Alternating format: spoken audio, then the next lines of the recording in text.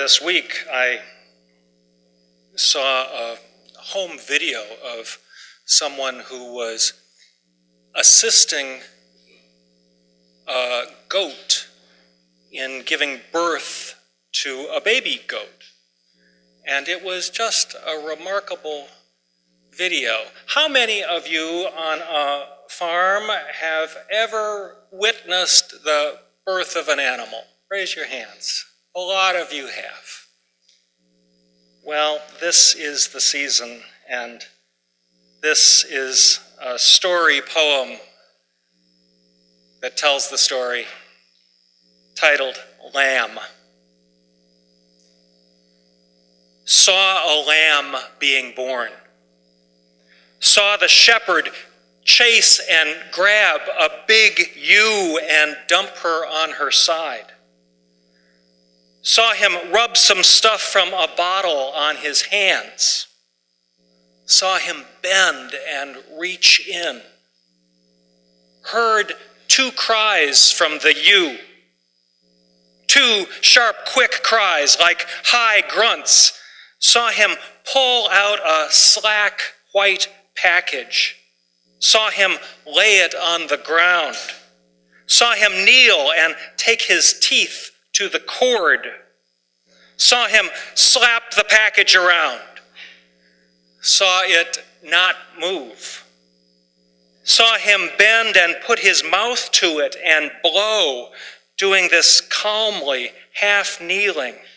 Saw him slap it around some more.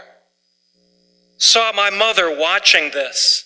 Saw Angela, saw Peter, saw Mimi with a baby in her belly. Saw them standing in a row by the dry stone wall in the wind. Saw the package move. Saw it was stained with red and yellow. Saw the shepherd wipe red hands on the ewe's wool. Heard the other sheep in the meadow calling out. Saw the package shaking its head. Saw it try to stand. Saw it nearly succeed.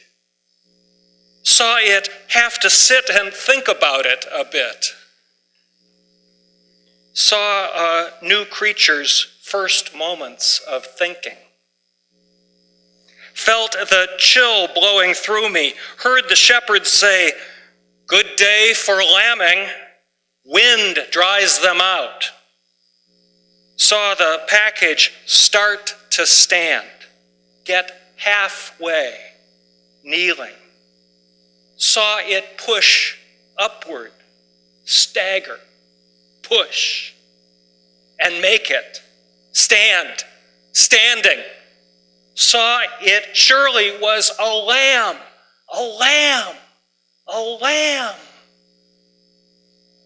Saw a lamb being born.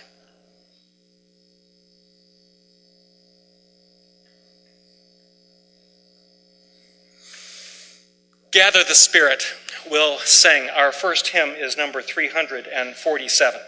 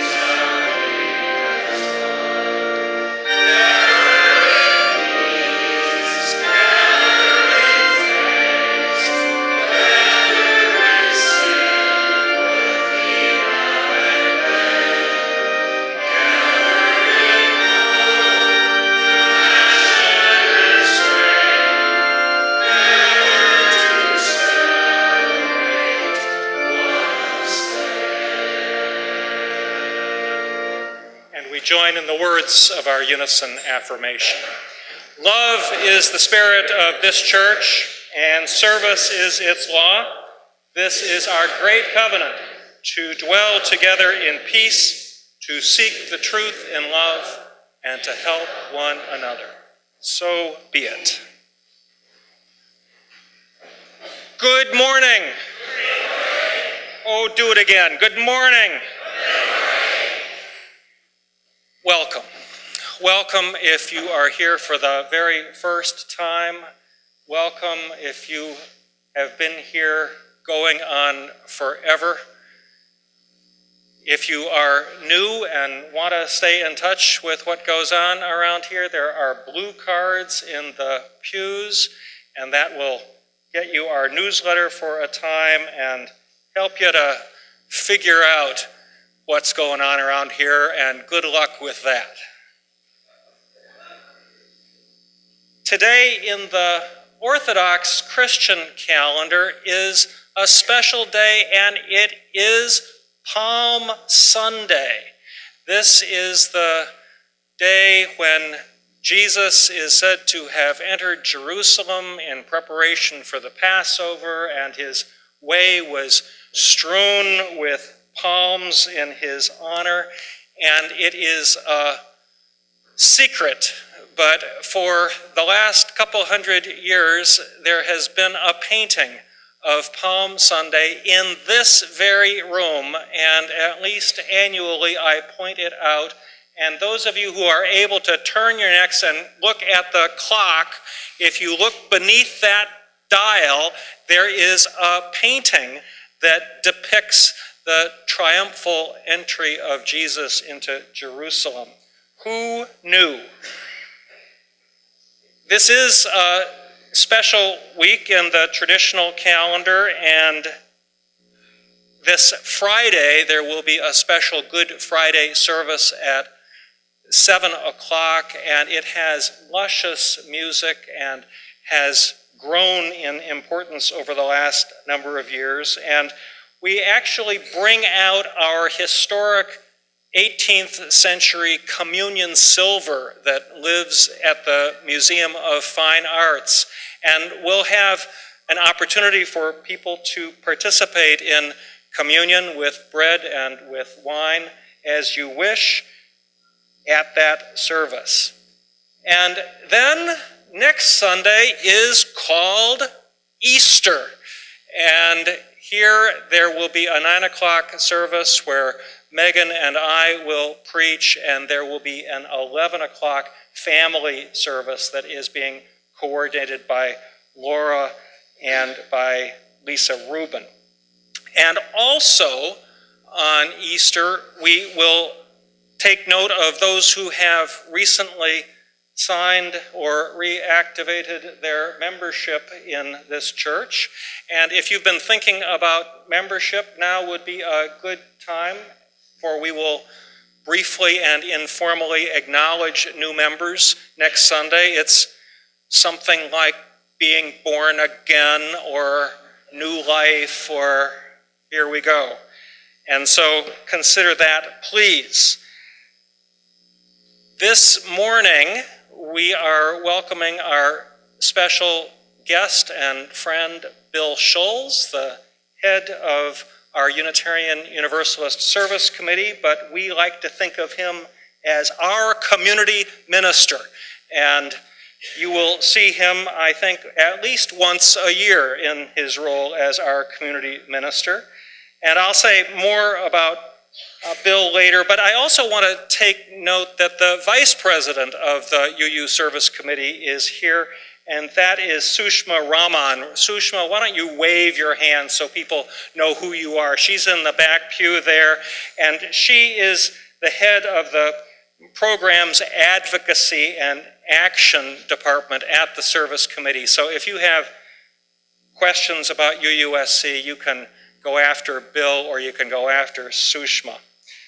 Now, Bill preached at the 9 o'clock service, and some of you really didn't understand what he was talking about, and you've decided to come again now and hear him again.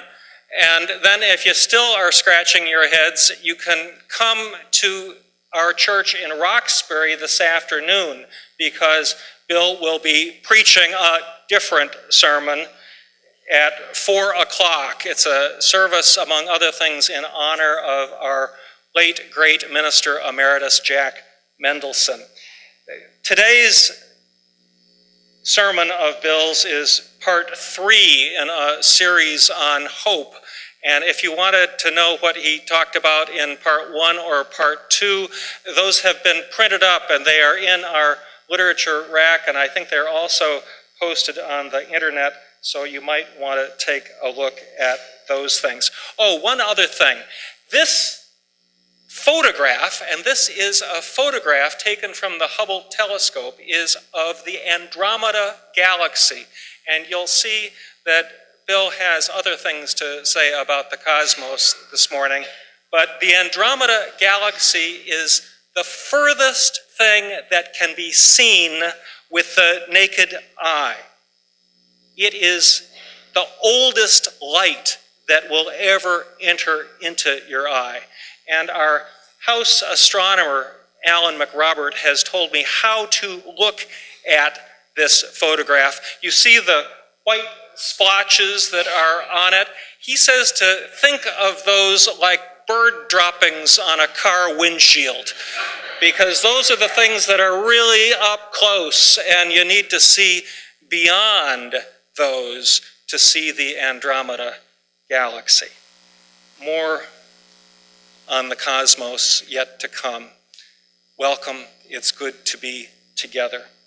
And I think we have a canvas moment with Natalie Brierly right here and now. You're on.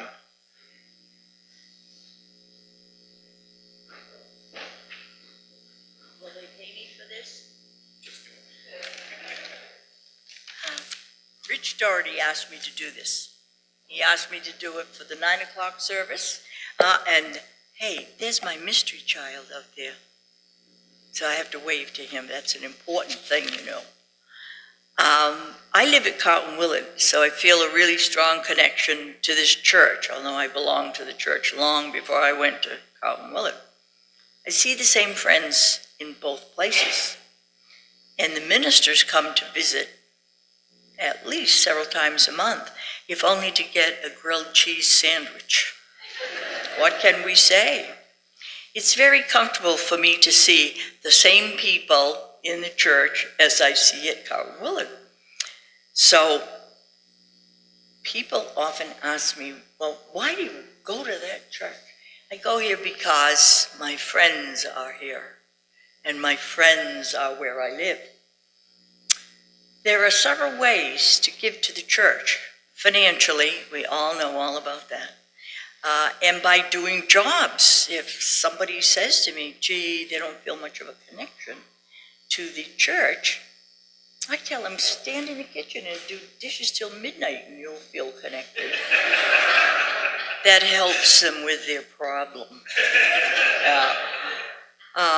And sometimes people want to know, how can they get involved with the younger generation? I don't know whether that means they want to be involved with the kids, or do they want to be involved with people 40?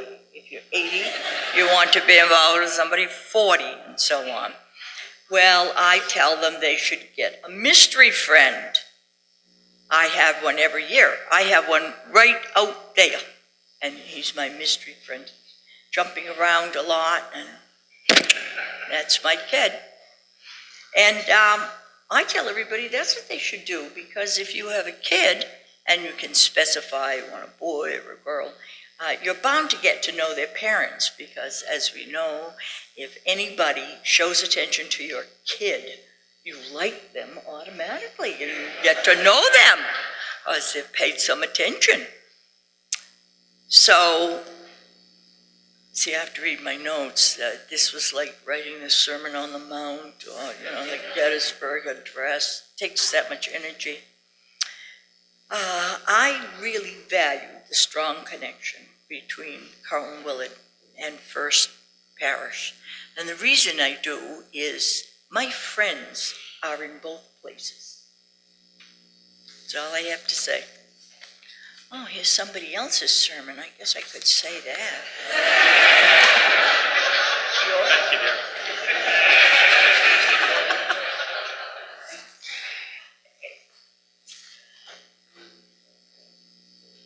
And before kids and teachers go off to their classes, Laura has some things to say.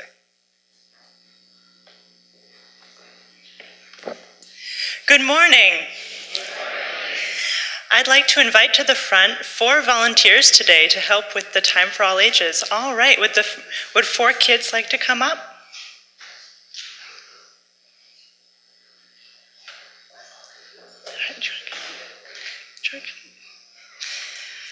All right, you can come. Pick out a balloon from right over there on that pew. Oh, thank you. And then come stand here. Oh, good job. Do you want to stand right here? All right, this is wonderful. All right, very good.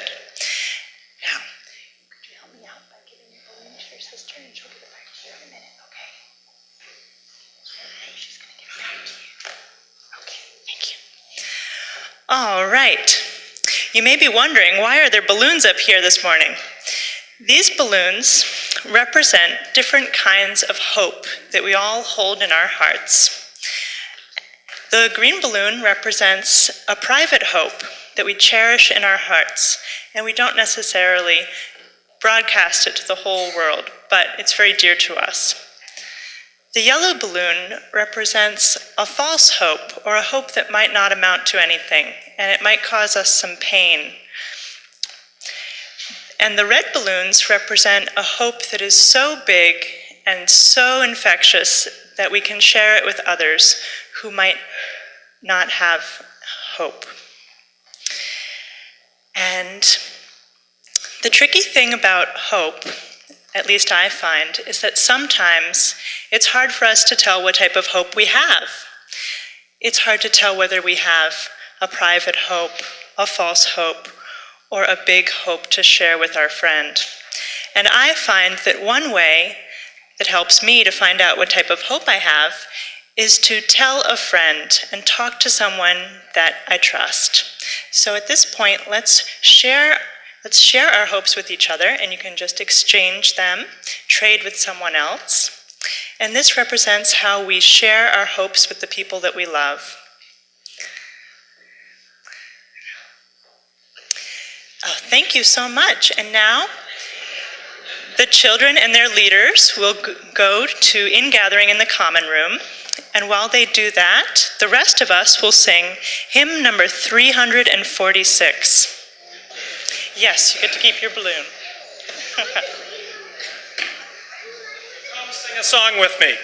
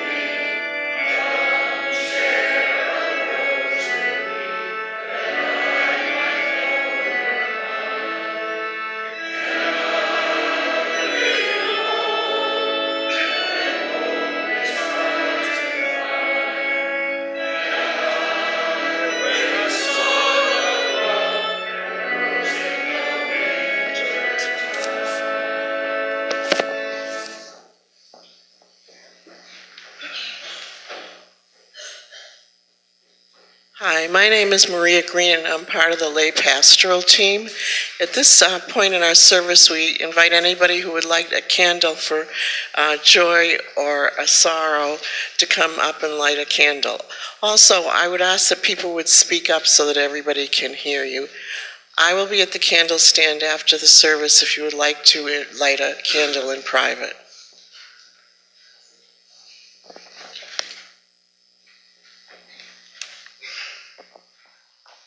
Just to add to Ruth's remark, the candle stand was put up in loving memory of Christine Patterson. And I want to light this last candle for all the joys and sorrows in the congregation.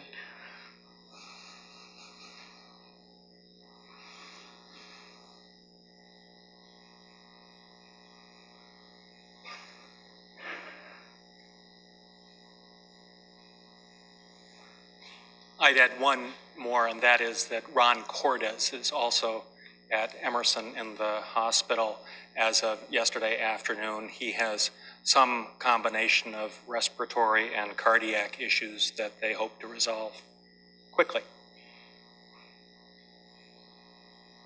I promised to say a little bit more about Bill before he takes over. Once upon a Sunday, there was a minister who preached to a church full of 500 people, and after the sermon, an elderly lady approached the minister and said, "You are something else." And on the following Sunday, 250 people attended, but afterwards, still the same lady approached and said, "Preacher, you are something else." And on the third Sunday, 75 people were present. But again, the lady said, "You are something else." And on the fourth Sunday, there were 7 people present, and still the lady told him, "You are something else." And finally, the preacher said, "What do you mean? Every Sunday, fewer and fewer people come, but still you say I am something else." "Yes, indeed," she responded. "You must be something else because you certainly are not a preacher."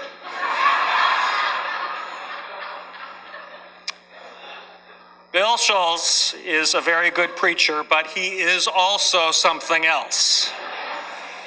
Once upon a time, he was ordained in this very room, and he was Bedford's minister for nearly 3 years. He left here to become the UUA's Director of Social Justice, and he later became its Executive Vice President. When Jack Mendelson ran for president of the UUA, Bill was his campaign manager. Jack lost a close election, but Bill was the wiser, for Bill then ran and he won the UUA presidency, where he served 2 terms. Thereafter, for 12 years, Bill was the head of Amnesty International USA. Eye to eye, Bill has seen evil, and he has seen the greatest of courage. The New York Review of Books once wrote, "Schulz has done more than anyone else in the American human rights movement to make human rights issues known in the United States." And you can believe that Bill saved that quotation for his resume. And now it is our good fortune that he is the head of our Unitarian Universalist Service Committee. And just to keep busy, he teaches ministers at our Meadville Lombard Seminary in Chicago, and he teaches human rights at NYU as well. He is married to Beth, which is one of his greater accomplishments. He almost was an Undersecretary of State, and he narrowly missed being a judge on television's Iron Chef. That is another story. I know Bill to be gentle. I know Bill to be as tough as nails. I am proud of Bill, and I am fond of Bill, and I am deeply appreciative of his generous willingness to spend time with us now. Bill Schulz is something else. The offer comes. Yes. Thank you, John. Thank you, John. That was very gracious in part. We're going to do the reading this morning as a responsive reading because it is in the back of your hymn books. It is number 530. 530. This lovely reading was written by one of our most esteemed, lamentably now late ministers, Robert Weston.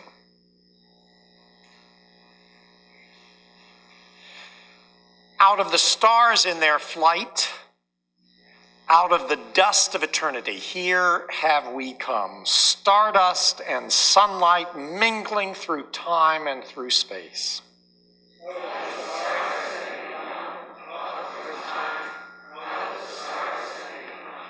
Time out of time, before time, in the vastness of space, Earth spun to orbit the sun. Earth with the thunder of mountains newborn, the boiling of seas.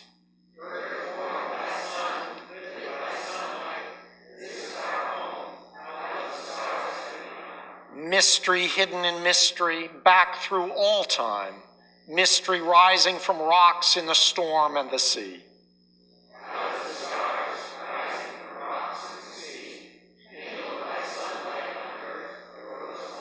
Ponder this thing in your heart, ponder with awe. Out of the sea to the land, out of the shallows came ferns.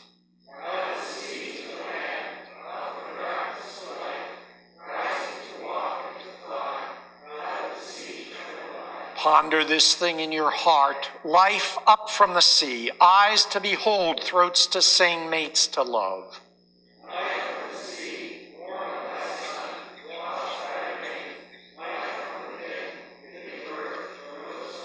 This is the wonder of time. This is the marvel of space. Out of the stars swung the earth. Life upon earth rose to love. This is the marvel of life, rising to see and to know. Out of your heart, our wonder, sing and believe.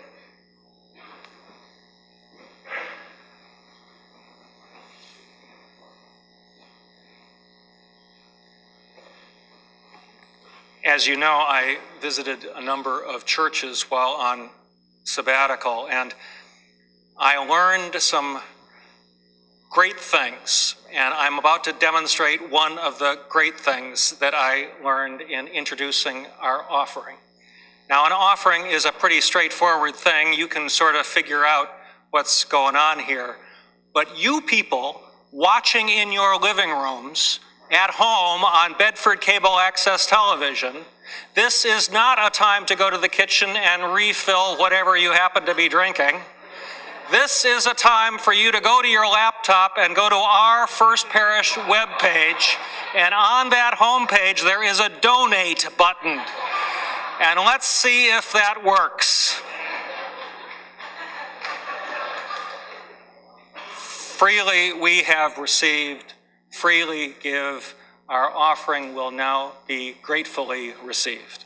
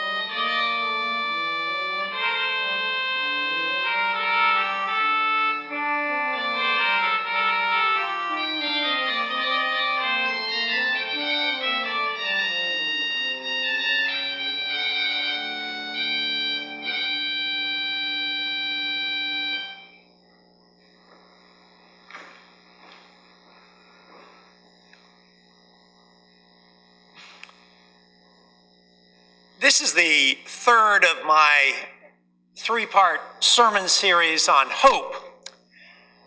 2 years ago, I told you why you should have hope in human progress. Last year, I suggested where you might look for hope in the face of personal crises. And today, I'm going to talk about hope in light of our mortality and an apparently indifferent universe. If you still feel hopeless after these 3 sermons, there's nothing more I can do for you. Go talk to John or Megan. Now, the truth is that I believe life is fundamentally absurd. We can all cite instances of its absurdity. A couple, whom I know, I'll call them Sue and Ray, were having a typical marital spat one morning before they were going to work. And finally, when there was a pause in their ranting, Sue said to Ray, would you zip up my dress? Happy to, he said, and he zipped it up, and then he zipped it right back down again and walked away. Well, how obnoxious, Sue thought to herself. And when she went out to the garage, she decided that she would take Ray's fancy sports car to work and leave her old clunker for him. That night when she got home from work, she was still irritated, and as she walked up the driveway, she saw that Ray was lying under her old car trying to fix it. And even more opportunely, she saw that Ray's fly was halfway unzipped. And so she leaned down, zipped it up, and then zipped it all the way back down again. And with some satisfaction, she could hear Ray's head bouncing off the undercarriage of the car. He was so startled. That'll show him, she thought. And she went into their kitchen, where she found Ray sipping a cup of coffee.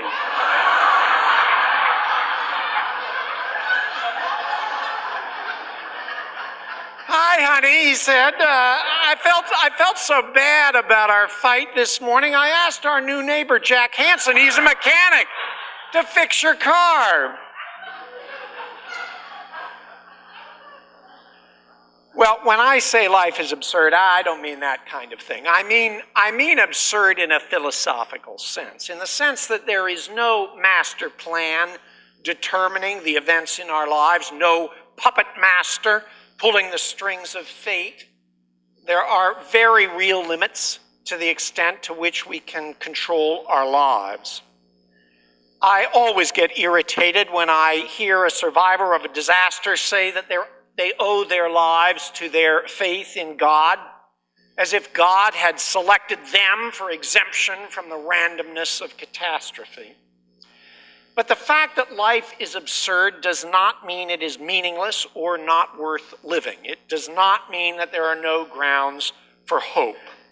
And that is because of at least 2 things, both of which the philosopher Immanuel Kant identified 226 years ago in the only penetrable sentence he ever wrote.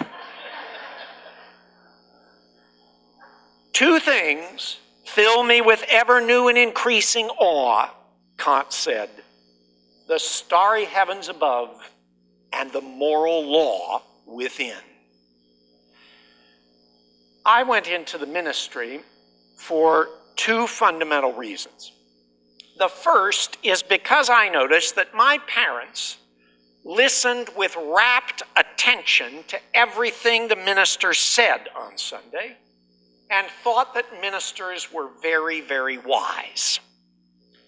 For an only child who lived in a world of adults and occasionally struggled to be heard, this made the ministry a very appealing profession. Right now, all of you are making this old man very, very happy. I tell my students when I teach them preaching, don't worry about people glancing at their watches when you preach. You only have to be concerned when they start shaking them at their ears. And the second reason I went into the ministry was because I knew that everything I cherish would someday pass away. That everyone I loved, all those adults who populated that world around me would die, and it broke my heart when they did.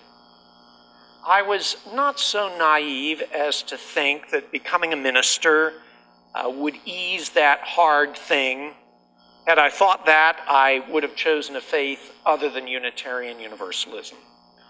But I wanted to live intimately with that fact, to not run from it, to accompany others into its presence, to relieve what suffering I could, and to finally make peace with the sojourn.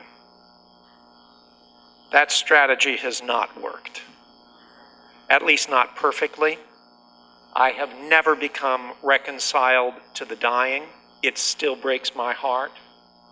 But what the religious life has forced me to do is to look to the farthest reaches of those starry heavens and the murkiest depths of that moral law within, and to ask myself what the connection between the two might be. Now, the first of these impulses to contemplate the heavens is not limited, of course, to religious people. A few years ago, I asked that we put on the order of service cover for one of the services here my favorite New Yorker cartoon, which shows a man and a woman, their arms wrapped around each other, their dog at their side, peering up at the starry night. The woman turns to the man. "I'm not religious," she says, "I'm just scared." Well, I am too, but it has not kept me, nor Kant, nor every one of you from periodically staring into the sparkling heavens at night and trying to grasp the immensity of creation, the size and grandeur, the breadth and wonder of the cosmos, of being itself. Because I can't possibly convey to you in words the magnitude of all of creation, we are going on a journey. In the next 3.5 minutes, we are going to travel from our beloved earthly home to the farthest reaches of the known universe, and then back again to the very building blocks of life. And as we do, I want you simply to pay attention as you look up here at the video to what you feel. Can we dim the lights?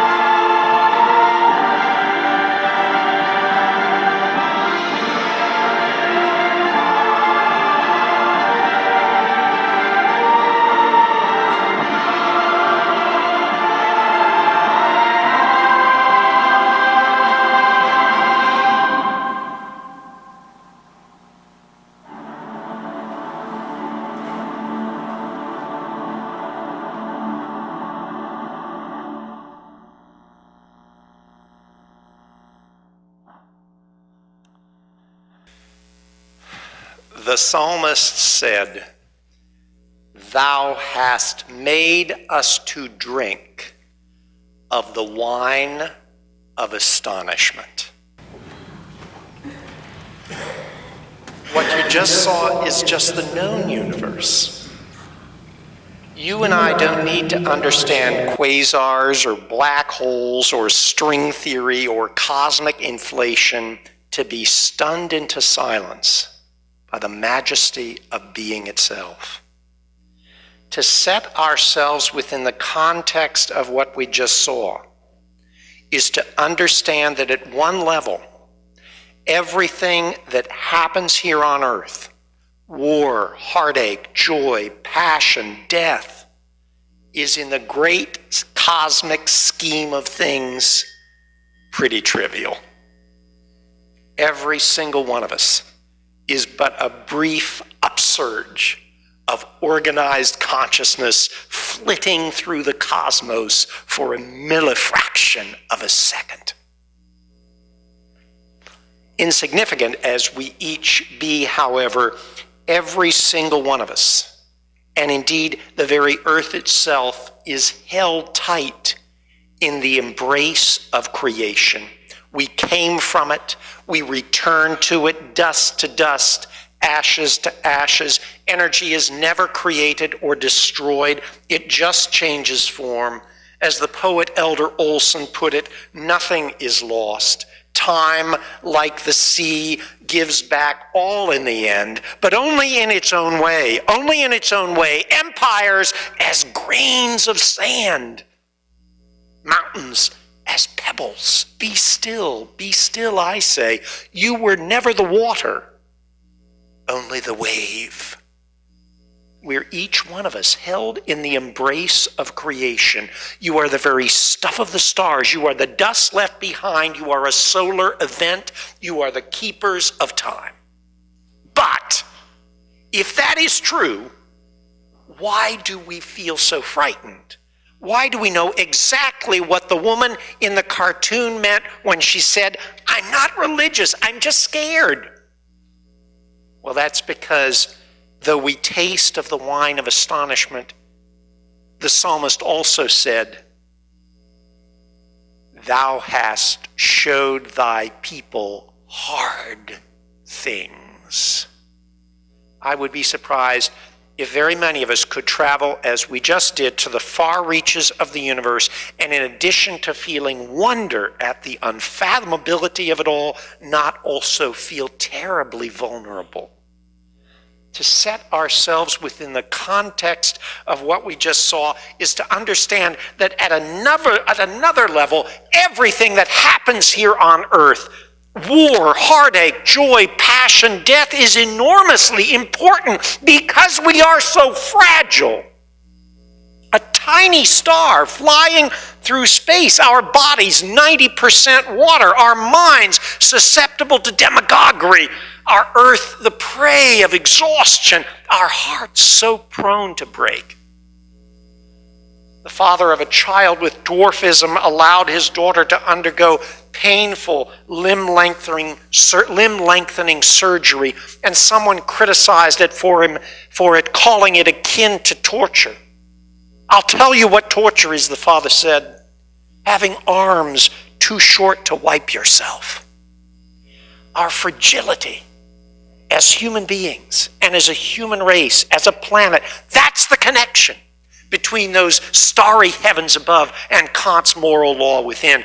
Can anyone truly understand the tiny speck of the universe we human beings occupy and not see in an instant that everything that keeps us isolated from one another, every ideology that divides us, every faith that preaches its superiority over others, every intentional cruelty is stupidity on a literally cosmic scale? About a year ago, 2 days after the meteor hit Chelyabinsk, Russia, deep in the Ural Mountains, I was in New York City in a taxi cab, and the taxi driver said to me out of the blue, "You know, I am from Chelyabinsk. My parents still live there." Well, I said, "I hope they're okay." Yes, he said, but when the meteor hit, my old father was sitting by the fireplace in his underpants reading, and when it hit, he leapt to his feet shouting, "It's the Americans! The Americans! They've finally done it!" And he rushed outside in his underpants into minus 10-degree cold, ignoring my mother's welfare completely and accidentally locking the door behind him. She was so angry that when he started desperately knocking on the door to get back in, she wouldn't open it. "Go ask your friends, the Americans, to help you," was all she shouted. True story. For once. When you're floating through space on a fragile blue boat, you truly do need one another. Spouses need spouses. Russians need Ukrainians. Straight folks need LGBTQ folks. Jews need Muslims, and we all need the blossom of the green and gladsome tree. The starry heavens above, the moral law within, and their connection with one another, those have been the touchstones of my ministry, as indeed they are of Unitarian Universalism. So what lessons shall we draw? These two. First, that because we are so fragile, our obligation as human beings is to be agents of that moral law, to remind those who would turn drab the promise of justice that every one of us will die. No one will win in the end, no matter how much power you think you have today. No one will win in the end. And that those who exploit the fragility of the earth or the vulnerability of their neighbors despoil a sacred covenant and betray the precious moment they've been given upon this earth. That's our first source of hope in the face of an apparently indifferent universe, that we have the gift, we have the capacity to make glad the paths, the hearts of those who travel with us. Martin Luther King Jr. was asked how he managed to prevail against so much power aligned against him, the sheriffs, the police, the banks, and the businesses. He put it in 5 words: we never let them rest. And that's what the moral law commands that we say to all those who would steal life's promise from the helpless. We will not stand for that. We'll never let you rest. To those who slaughter without regret, who butcher without remorse, we say we are all children of the cosmos. Harm another and we'll never let you rest.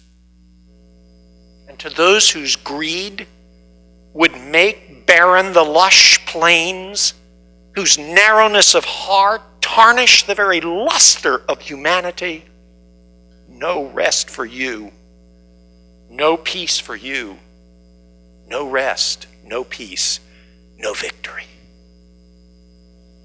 And then there is a second and final lesson, that we draw a more gentle one from the starry heavens above.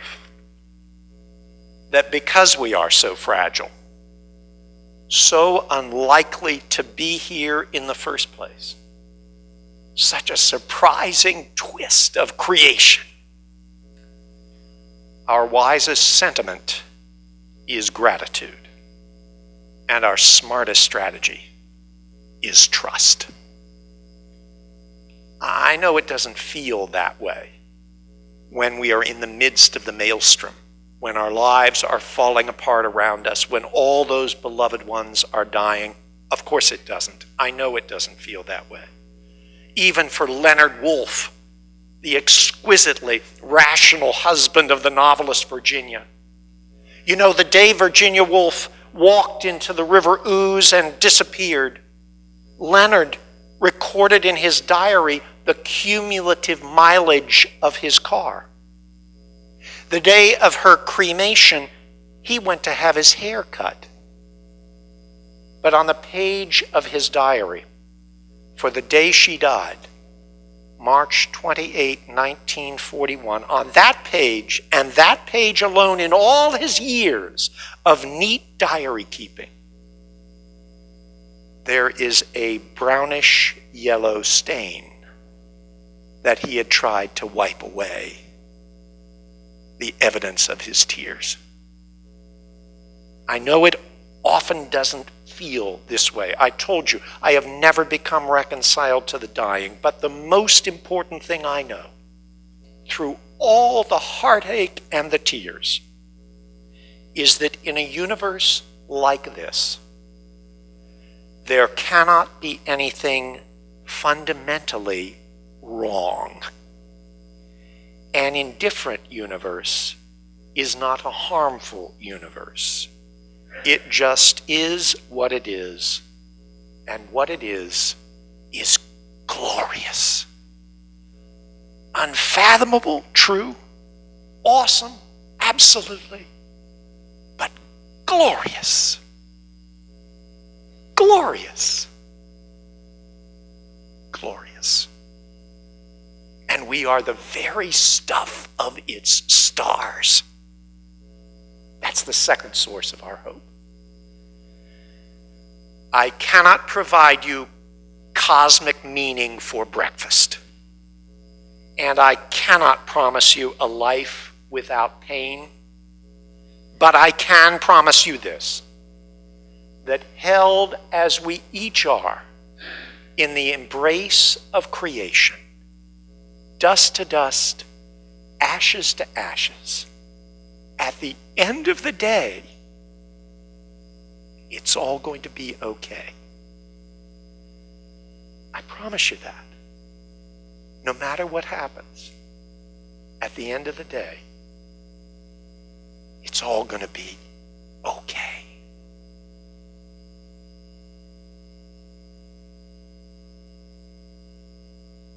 Okay. Amen.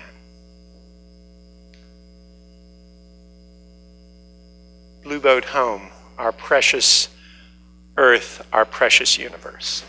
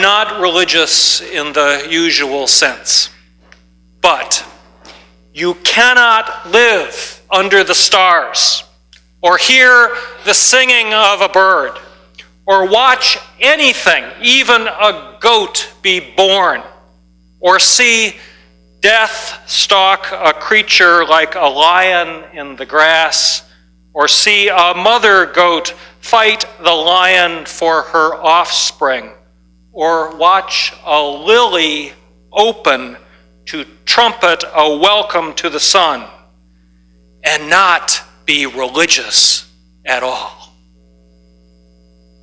Amen. Amen.